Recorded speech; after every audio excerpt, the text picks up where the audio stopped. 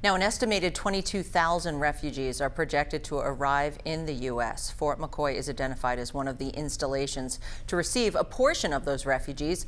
News 19's Joe Minnie is here with those details. So, Joe, about how Fort McCoy has a history of housing these refugees, what do they expect is going to happen? Well, right, Heather, some folks may not remember, but Fort McCoy and the surrounding community around Sparta have gone through this before. 41 years ago, refugees fleeing from communist Cuba were brought to Fort McCoy to be processed so they could legally enter the United States. And those refugees were composed of thousands of families, but there were some criminals released right along with them from Cuba's prisons as they fled to America.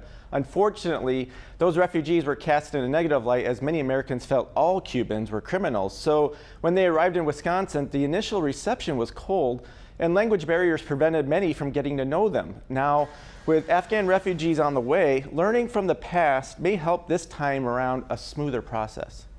Try to consider what life is like for the folks who arrive here, that they're not coming here under good circumstances. I mean, this is a crisis. So, learning empathy right away and not having to have many years pass, 40 years pass until you meet somebody who is actually there to learn empathy.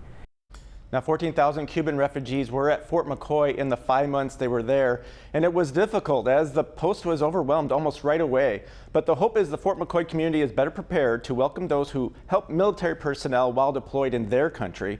And Heather, even though there was an apprehension at first, a lot of folks in the Sparta community and the Coulee region opened their homes to sponsor 500 people, and still some of them reside in the area. Yes, they are. All right. Thank you, Joe. Now, I was in Sparta last year when the Monroe County Local History Room and Museum opened their 40th anniversary of the Cuban refugee exhibit. And there were many stories of what it was like for those who were part of the Mariel boat lift, or the Marielitos as they're called, who came to Wisconsin.